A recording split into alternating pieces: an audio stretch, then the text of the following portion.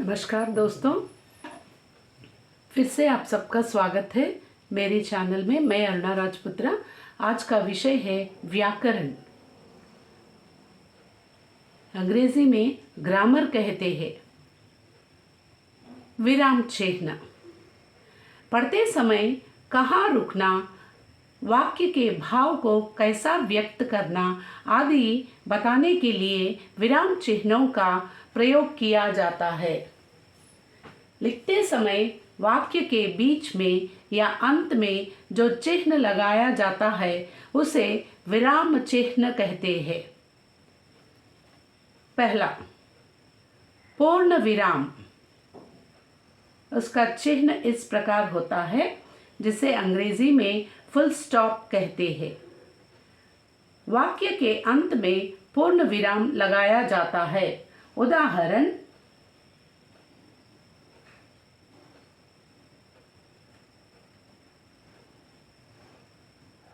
मेरा मित्र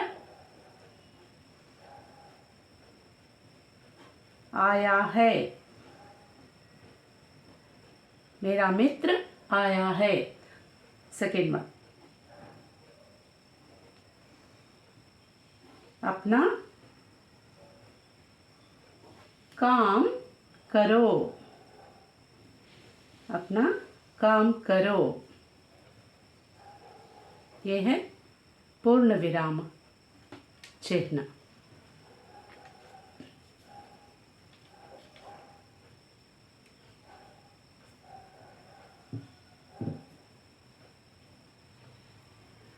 अल्प विराम, अंग्रेजी में कोमा कहते हैं।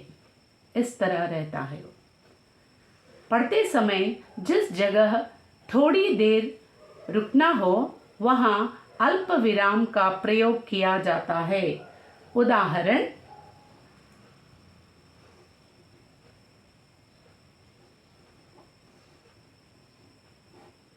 आओ, अब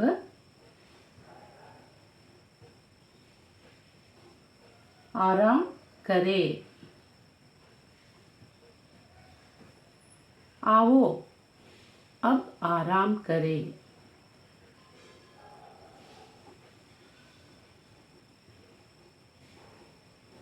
आपकी बातें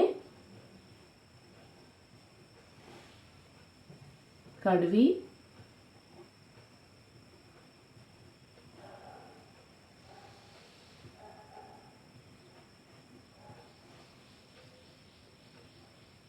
मीठी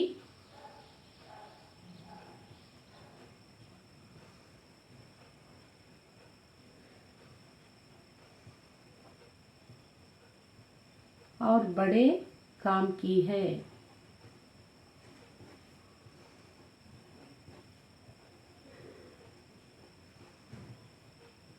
आपकी बातें कड़वी, मीठी और बड़े काम की है। इस तरह अल्प विराम का प्रयोग किया जाता है। दूसरा, प्रश्नवाचक चिन्ह। प्रश्नवाचक चिन्ह इस तरह होता है और उसे अंग्रेजी में क्वेश्चन मार्क कहते हैं। जिस वाक्य में कोई प्रश्न पूछा गया हो उसे अंत में प्रश्नसूचक चिन्ह लगाया जाता है। फिर और एक बार, प्रश्नवाचक चिन्ह इस तरह होता है, उसका चिन्ह, और उसे अंग्रेजी में क्वेश्चन मार्क कहते हैं। जिस वाक्य में कोई प्रश्न पूछा गया हो उसके अंत में प्रश्नसूचक चिन्ह लगाया जाता है। उदाहरण,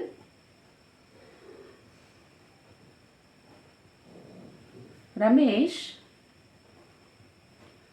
कब गया है?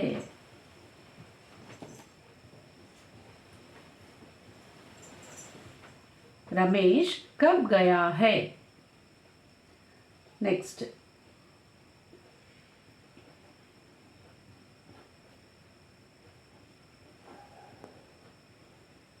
क्या तुमने पुस्तक पढ़ ली है?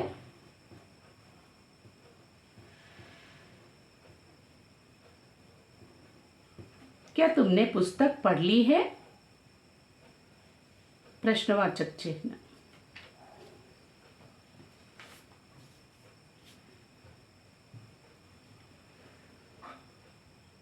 विस्मयादि बोधक चिन्ह इस तरह होता है और उसे एक्सक्लेमेटरी मार्क कहते हैं अंग्रेजी में। विस्मयादि बोधक चिन्ह। जिन वाक्यों में विस्मयादि यानी आश्चर्य, खुशी, घृणा भाव प्रकट किए गए हो उनमें इस चिन्ह का प्रयोग किया जाता है। फिर और एक बार, जिन वाक्यों में विस्मयादि यानी आश्चर्य, खुशी, घृणा भाव प्रकट किए गए हो उनमें इस चिन्ह का प्रयोग किया जाता है। उदाहरण, वाह,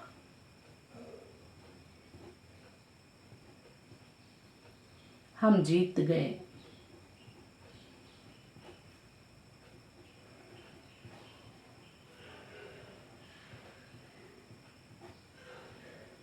वाह, हम जीत गए। यहाँ हमने विस्मयादि बोधक चिन्ह लगाए। और दूसरा, हाय, हाय मेरे रुपए कहाँ गए?